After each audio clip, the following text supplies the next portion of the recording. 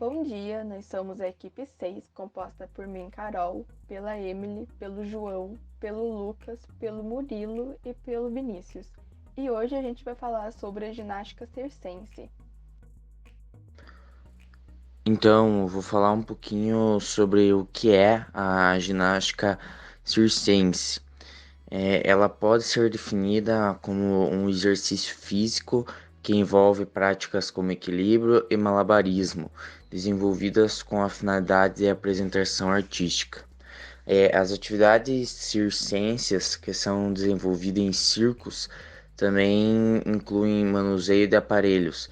As pessoas que fazem essas apresentações são os malabaristas, e os objetos que utilizam podem ser malabares, bolas, argolas, chapéus, pratos, bastões, com ou sem fogo, ou outros objetos que demonstrem a habilidade que eles têm. Muitos fazem as suas apresentações no solo, mas outros as fazem em equilíbrio sobre superfícies, como bolas, bicicletas de uma roda só, monociclos ou sobre cabos de aço. Mas o que os malabaristas fazem não é um esporte, sim um espetáculo. São pessoas que também treinam muito, assim como os ginastas, entretanto, têm finalidade diferente que envolve outras situações. A origem da ginástica circense. A prática da ginástica circense seguiu a partir das atividades artísticas circenses. Esse tipo de exercício envolve equilíbrio e manipulação de alguns materiais, como malabares, por exemplo.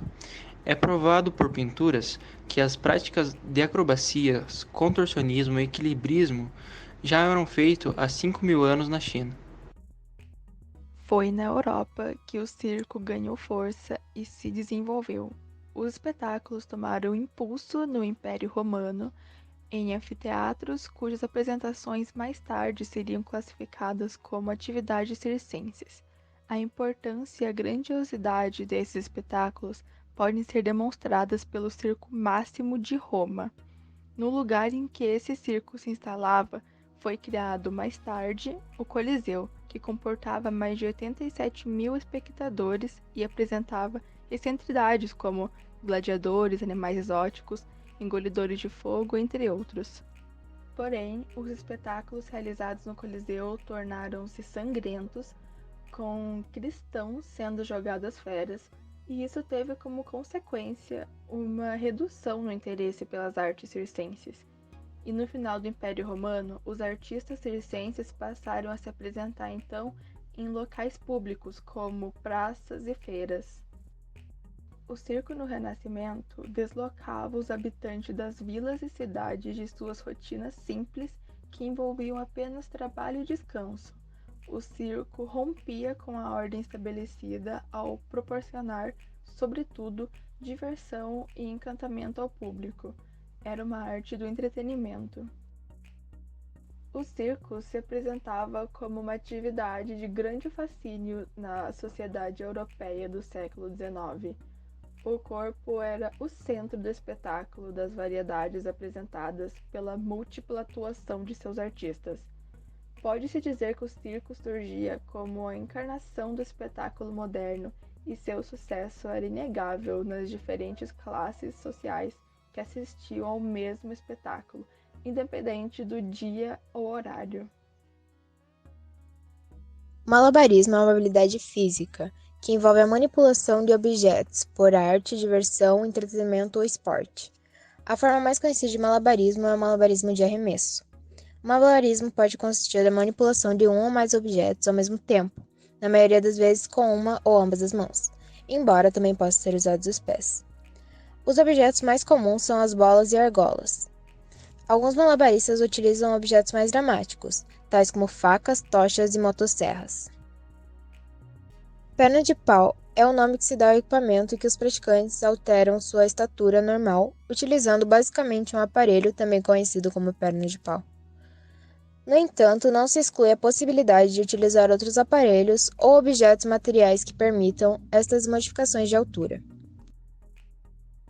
Artes cênicas, também conhecido como arte performática, compreende a prática e o estudo de todas as formas de expressão artística, que envolvem a representação no palco, tais como teatro, ópera, dança e circo.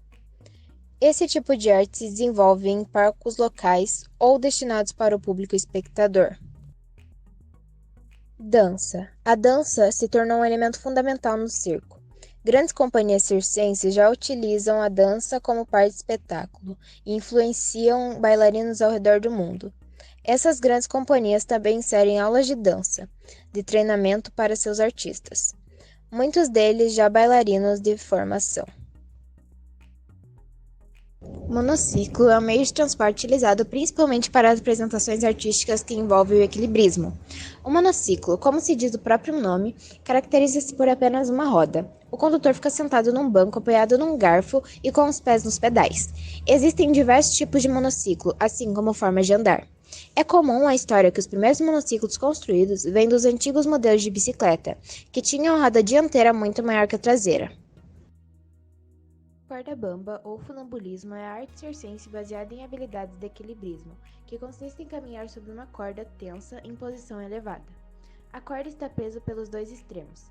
A altura varia de acordo com a habilidade do executante e possibilidade de segurança no local. No Brasil, usa-se mais o termo equilibrismo e para quem pratica, equilibrista. Trapézio. As performances no trapézio constituem há séculos uma das maiores atrações da linguagem artística do circo. Apesar de sua tradição e relevância para esse tipo de espetáculo, os estudiosos da sua arte circense raramente debruçam seus esforços sobre essas modalidades, ao contrário do que ocorre com as malabares e acrobacias. Tecido acrobático é um esporte originalmente circense, da acrobacia. Área executada em um longo tecido suspenso na maioria das vezes pela metade e com duas pontas penduradas. O tecido acrobático, também conhecido como sedas áreas, tecido liso, tecido aéreo, dança aérea ou apenas tecido, é um tipo de performance na qual um ou mais artistas realizam acrobacias aéreas enquanto enrolados em um tecido. Solo é um aparelho na ginástica artística disputado como modalidade olímpica por ambos os sexos. Os exercícios no solo fazem parte do concurso geral, onde se selecionam os 8 melhores atletas para a final da especialidade. O tablado amortece eventuais quedas e ajuda ao impulso do salto. Mastro chinês, normalmente de 3 a 9 metros, onde são realizadas diversas acrobacias com subidas e descidas. O artista de alto nível elabora todos os seus movimentos numa demonstração de habilidade e força. Trampolim acrobático é uma disciplina da ginástica na qual o atleta executa saltos acrobáticos no trampolim. Agora, em relação aos benefícios advindos da ginástica circense, que, similar à grande maioria das atividades físicas, que com quase unanimidade melhoram o condicionamento físico de forma geral, a ginástica circense, como complemento, ajuda a desenvolver a consciência corporal, a aumentar a força física, auxiliar na definição dos músculos, otimizar o equilíbrio e a postura, minimizar o estresse e ainda auxilia na perda de peso. Também traz benefícios psicológicos, como motivação e o sentimento de superação. Ela também é praticada em ambientes sociais, o que ajuda na socialização humana.